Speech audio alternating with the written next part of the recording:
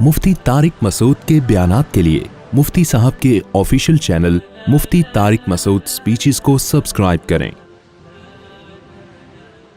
कि अल्लाह ने ज़कात के मसारिफ बयान किए हैं, टोटल 8 मसारिफ बयान किए हैं और मुअल्लफ़तुल क़ुलूब साक़ित हो चुका है, तो बाकी रह गए 6, और उन 6 में भी ग़ुलामों का रिवाज भी ख़त्म हो गया, तो बाकी रह गए 5, और फिर उसमें भी मुसाफिर और मुजाहिद, क्योंकि अब जो भी मुसाफिर होते हैं उनको भी अपने माल तक पहुंचना उनके लिए अब आसान हो गया है, तो तकरीबन मुसाफिरों वाला भी सेटअप ख़त्म हो गया। तो अब ज़कात के मुस्तहिकीन सिर्फ 3 किस्म के लोग ही बचे हैं, फ़ुक़रा, मसाकीन और आमिलीन। अच्छा, इनमें आमिलों वाला सेटअप भी ख़त्म हो गया, क्योंकि गवर्नमेंट की तरफ से अब ज़कात की वसूली के लिए लोगों को नहीं भेजा जाता, और अच्छा है कि नहीं भेजा जाता, क्योंकि अगर गवर्नमेंट आज के दौर में खुद से ज़कातें वसूल करना शुरू कर दें तो किसी गरीब को नहीं मिलेगी, वो फिर हुकूमतों के पेट ही भरना शुरू होंगे। हर जगह करप्शन है तो ज़कात में भी, इसलिए ज़कात खुद ही दिया करें, और गवर्नमेंट को कभी ये मशवरा न दें कि वो ज़कात अपने कंट्रोल में सिस्टम ले ले, इससे धांधली। पहले तो खुलफाए राशिदीन का दौर था, अब अगर हुकूमत ने आमिलीन मुतय्यन करके ज़कात लेना शुरू कर दी तो आमिलीन अलग 2 नंबरी करेंगे, हुकूमत अलग करप्शन करेगी, मुस्तहिकीन को कुछ भी नहीं मिलेगा। तो ये आमिलीन वाला सेटअप भी तकरीबन ख़त्म हो गया। तो अब 2 ही रह गए हैं, फ़ुक़रा और मसाकीन, और ये मैंने बताया कि सिर्फ इनमें एक थोड़ा सा फ़र्क है, हकीकत में दोनों साहिब निसाब नहीं होते। तो खुलासा यही निकला कि आज के दौर में जो भी साहिब निसाब नहीं है उसको ज़कात देना जायज़ है। तो अब और आसान हो गया मसला हमारे लिए। हाँ, हज़रत ईसा अलैहिस्सलाम जब नाजिल हों और फिर वो दोबारा ग़ुलामों का रिवाज अगर आ गया और फिर उनकी आज़ादी के लिए खर्च किया जाएगा, लेकिन अब एक ही मसरफ़ रह गया है, और वो क्या है? जो भी साहिब निसाब हो उसको ज़कात अदा की जा सकती है। अच्छा, यहाँ एक और इमाम शाफ़ी और इमाम हनीफ़ा का बड़ा इख्तलाफ है, वो मैं बयान करना भूल गया था, वो भी मैं भी बयान कर देता हूँ, क्योंकि रुको मुख्तसर सा ये इल्मी नुकात आ जाएं तो अच्छा है।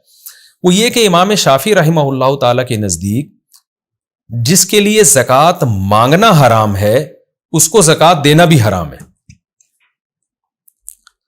जबकि इमाम अबू हनीफा के नज़दीक ज़कात मांगने के मसाइल अलग हैं। यानी बाज़ लोग ऐसे हैं जिनके लिए ज़कात मांगना तो हराम है, लेकिन उनको ज़कात देने से ज़कात अदा हो जाएगी। ये भी एक बहुत अहम इख्तलाफ है, इसको भी समझें। मिसाल के तौर पर इमाम हनीफा कहते हैं जो साहिब निसाब नहीं है उसको ज़कात दे सकते हैं, यानी 200 दिरहम से कम जिसके पास है ना उसको ज़कात दे सकते हैं, जिसकी तफसील मैं बारहा बयान कर चुका हूं। 5 चीज़ें, सोना, चांदी, माल तिजारत, नकदी और ज़रूरत से ज़ायद सामान। तो इसको ज़कात देंगे, ज़कात अदा हो जाएगी, लेकिन इसके लिए ज़कात मांगना जायज़ नहीं अगर इसके पास 2 टाइम का खाना है। देखें, जिस आदमी के पास 2 टाइम के खाने के पैसे हों, या पैसे तो नहीं है लेकिन जिस्म में ताकत है, 2 टाइम का खाना कमा सकता है अपने और अपने बीवी बच्चों के लिए, तो इस पर उम्मत का इजमा है कि उसके लिए भीख मांगना हराम है, चाहे ज़कात की शक्ल में मांगे चाहे किसी भी शक्ल में मांगे। यानी एक आदमी सुबह उठता है, दोनों हाथ पांव सलामत हैं, उसे पता है मैं कुदाल लेके जाऊंगा, मजदूरी करूंगा, आज मैं अपना भी पेट भर सकता हूं, बच्चों का भी, बीवी का भी, और 2 टाइम का आज मेरे पास है, या उसके पास इतना राशन है घर में पहले से पड़ा हुआ है और कोई बीमारी भी नहीं है, तो उसके लिए मांगना हराम है। क्योंकि नबी सल्लल्लाहु अलैहि वसल्लम ने भीख मांगने पर, अगर आपको जरूरत नहीं है और आप भीख मांगे, इस पर बड़ी शदीद वईद है। आप सल्लल्लाहु अलैहि वसल्लम ने फरमाया जो भीख मांगता है क़यामत के दिन उसके चेहरे पे गोश्त नहीं होगा, क्योंकि उसने अपने आप को लोगों के सामने जलील किया है, तो अल्लाह उसके चेहरे से गोश्त हटा लेगा। तो हाँ, किसी दोस्त से कर्जा मांग लेना, या वैसे ही उससे बेतकल्लुफी हो, जैसे दोस्त आपस में कभी भाई तू आज पैसे दे दे कल मैं दे दूंगा, तो वो एक बेतकल्लुफी, वो एक अलग चीज है। मैं यहां हमारी मुराद है ज़कात मांगना या भीख मांगना किसी से। भीख एक अलग चीज है बिल्कुल। तो भीख मांगना जायज नहीं है उस शख्स के लिए जिसके पास 1 दिन की जरूरत का इंतजाम हो। तो इमाम शाफी कहते हैं कि अगर कोई शख्स साहिब निसाब नहीं भी है, लेकिन 24 घंटे वो अपनी बुनियादी ज़रूरतें खाने पीने की, रिहाइश की पूरी कर सकता है, उसके पास जगह है, रह सकता है, या कोई बीमारी भी नहीं है बड़ी कि इलाज के लिए उसको पैसे चाहिए, तो उसके लिए ज़कात मांगना हराम है। जब मांगना हराम है तो उसको देना भी हराम है। तो ऐसे शख्स को अगर आपने ज़कात दे दी जिसके पास 2 टाइम के खाने का इंतज़ाम है, तो ज़कात इमाम शाफी की राय में अदा नहीं होगी। जबकि इमाम हनीफा के नज़दीक جو بھی صاحب نصاب نہیں ہے، چاہے 2 ٹائم کے کھانے کا اس کے پاس انتظام ہو، کیونکہ میں نے بتایا تھا نا 1 لاکھ روپے 52.5 تولہ چاندی ابھی جولائی 2022 میں یہ قیمت بنتی ہے، جولائی یا اگست تو اس میں یہ قیمت بنتی ہے جولائی اور اگست میں. تو 2022 کی بات کر رہا ہوں. اب اگر کوئی 20 سال بعد ہمارا لیکچر سنے تو وہ ظاہر ہے اس وقت تو زمین آسمان کا فرق آ چکا ہوگا. تو 52.5 تولہ چاندی یا 200 درہم جو نبی کے دور میں جو درہم تھا اس کے حساب سے 200 درہم کے بقدر کسی کے پاس مال ہے تو اس کو زکوٰۃ نہیں دے سکتے. اس سے کم ہے تو زکوٰۃ دے سکتے ہیں، بے شک اس کے پاس کھانے کا انتظام ہو، پینے کا انتظام ہو. تو امام ابو حنیفہ کے مدار ہے نصاب پر، تو اس کو زکوٰۃ دینے سے ادا ہو جائے گی. ہاں اس کے لیے مانگنا بہرحال جائز نہیں ہے. تو آج یعنی اس مسئلے میں بھی اگر ہم امام شافعی کی رائے کو لیتے ہیں تو بہت مشکل ہو جاتی ہے، کیونکہ پھر ایسا غریب تو بہت مشکل سے ملتا ہے. اصولی طور پر تو احتیاط یہی ہے کہ امام شافعی کی رائے پر عمل کیا جائے، تاکہ آپ غریب سے غریب آدمی جس کے پاس کھانے کو روٹی نہیں ہے، 2 ٹائم کا اپنے اور اپنے بیوی بچوں کے لیے کھانے کا انتظام نہیں ہے، کوشش تو یہ کریں کہ امام شافعی کی رائے پر عمل کریں، احتیاط پر عمل ہوگا اور آپ کا پیسہ انتہائی غریب اور مستحق لوگوں تک پہنچے گا.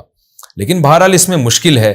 تو امام حنیفہ کی رائے میں آسانی ہے کہ ٹھیک ہے جی اس کے لیے مانگنا تو جائز نہیں ہے، لیکن اگر آپ نے زکوٰۃ دے دی اور وہ نصاب سے کم کا مالک تھا تو زکوٰۃ ادا آپ کی ہو جائے گی. تو امام حنیفہ کی رائے میں اس پر عمل کرنے میں آسانی ہے اور امام شافعی رحمہ اللہ کی رائے پر عمل کرنے میں احتیاط ہے. لیکن اتنی بات بہرحال ثابت ہو گئی کہ آج جو ہمارے ہاں توندے بھری ہوئی ہوتی ہیں، راشن 1 مہینے کا گھر میں پڑا ہوا ہوتا ہے، انڈے پراٹھوں کا انتظام ہوتا ہے، ایسے لوگ بھی لوگوں سے زکوٰۃ مانگتے پھر رہے ہوتے ہیں.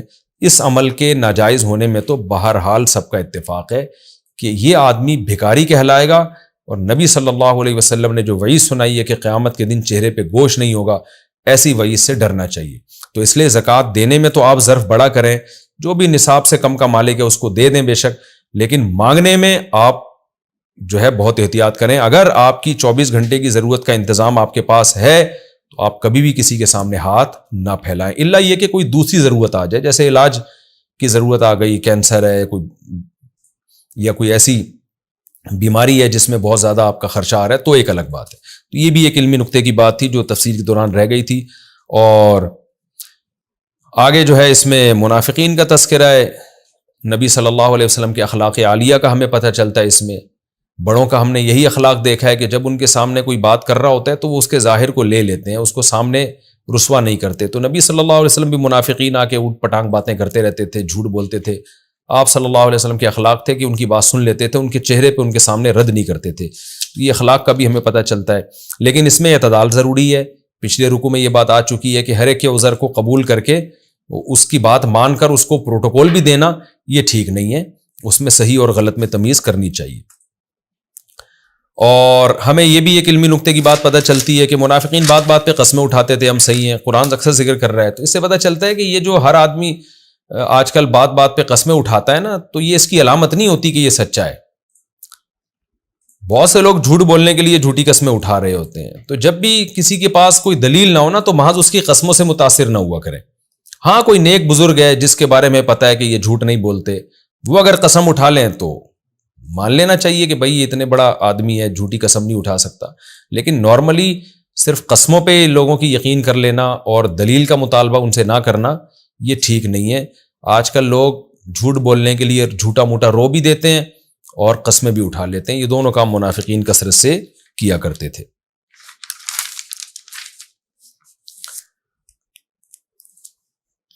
اور ایک آخری بات یہ کہ دینی چیزوں کا مذاق اڑانا، شاعر اسلام کا مذاق اڑانا یہ بھی بہت خطرناک ہے. جیسے کہ قرآن نے کہا اب اللہ و آیاتہ و رسولہ کنتم تستہزئون.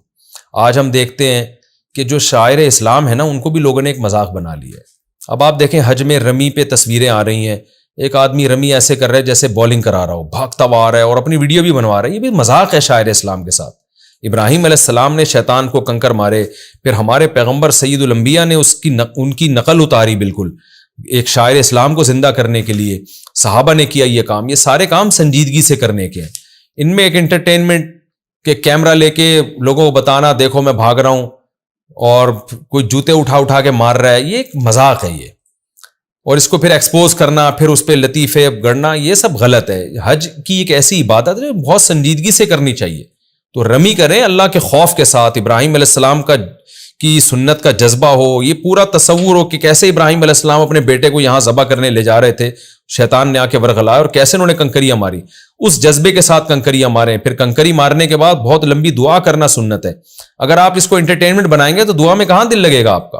اسی طرح بقرعید کے جانور کے ساتھ ہوتا ہے، جانور جب ذبح ہونے لگتا ہے کہ عبادت کا ٹائم ہے، آپ ابراہیم علیہ السلام نے اپنے بچے کو لٹایا تھا، اللہ نے آپ کو کہا کہ تم جانور لٹا دو، میں یہی سمجھوں گا جیسے بچہ لٹا دیا تم نے، تو اس میں اللہ کی طرف توجہ کرنے کا وقت ہے، ذکر کرنے کا ٹائم ہے، اس کو لوگوں نے انٹرٹینمنٹ بنایا ہوتا ہے، کوئی گائے کی دم پکڑ کے کھینچ رہا ہے، کوئی اس پہ چھلانگے مار رہا ہے، کوئی ہنس رہا ہے، کوئی لطیفے بنا رہا ہے، اس سے شاعر اسلام کی ویلیو ختم ہو جاتی ہے۔ بقرعید پہ لطیفے بن رہے ہوتے ہیں تو یہ غلط ہے۔ قرآن بقرعید کے جو جانور ذبح ہوتے ہیں، جو قربانی کے جانور، ان کا بھی بڑے عزت اور احترام سے قرآن ان کا تذکرہ کرتا ہے کہ یہ جو ہے یہ شاعر اسلام ہے، ان کی تعظیم یہ دل کے تقوی کی علامت ہے۔ تو ان جانوروں کے ساتھ بھی اس طرح کا ایٹیٹیوڈ کہ بالکل ایک توہین دل میں بیٹھنا شروع ہو جائے، یا جانور ذبح کرتے ہوئے اس کو ایک انٹرٹینمنٹ کا ذریعہ بنا لینا، یہ بھی میں سمجھتا ہوں انہی آیات میں داخل ہے۔ جب جانور کو ذبح کرنے کے لیے لٹائیں، اللہ کا نام پڑھیں، سب اللہ کی طرف متوجہ رہیں، اس خوف کے ساتھ کہ پتہ نہیں ہماری یہ قربانی قبول ہے بھی کہ نہیں ہے، اللہ سے امید بھی لگائیں کہ شاید اللہ اس قربانی کو قبول کر لے۔ تو وہ انٹرٹینمنٹ کا ہنسی مذاق کا وقت نہیں ہوتا، لیکن آج اس کو لوگوں نے جانور پڑا ہوتا ہے اور اس کے پیٹ پہ کوئی کود رہا ہے، کوئی دم پکڑ کے گھسیٹ رہا ہے، کوئی کیا کر رہا ہے، اور ہا ہو ہی شو بازیاں، بہت بری حرکت ہے، اس سے بھی بچنا چاہیے۔ تو جتنے بھی اسلام کے شاعر ہیں، جو عبادتیں ہیں، طواف میں میں نے دیکھا ہے اب ہنسی مذاق کر رہے ہیں لوگ، طواف میں ہنسی مذاق شروع ہو گیا ہے، بہت افسوس ہوتا ہے۔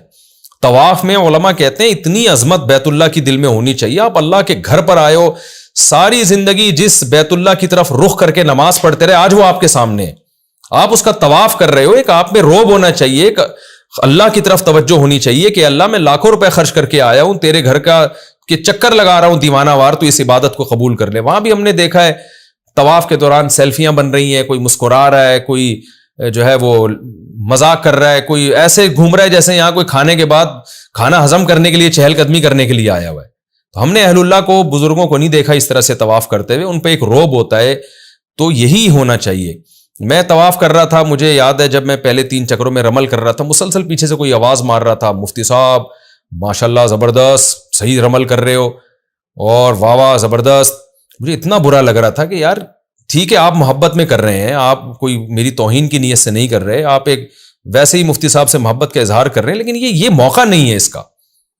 آپ بھی اپنے طواف میں مشغول رہیں، ہمیں بھی اپنے طواف میں مشغول رہنے دیں۔ اس دوران باتیں کرنا اور ایک دوسرے کی توجہ ہٹانا یہ اچھا نہیں لگتا، یہ عمل یہ بری بات ہے۔ بعد میں بیٹھ جائیں طواف کے بعد، پھر جو بھی مذاق کریں، جو گپ شپ لگائیں آپ کی، اگر کسی سے بے تکلفی ہے تو یہ چیز اس دفعہ میں نے حج میں نوٹ کی کہ بھائی اب حج کے جو شاعر ہیں ان میں بھی لوگ اب سنجیدہ نہیں رہے ہیں، تو یہ سب چیزیں بڑی ڈینجرس ہے، قرآن کی اس آیت کا مصداق ہے۔ اللہ تعالیٰ میں سمجھنے کی، عمل کی توفیق عطا فرمائے۔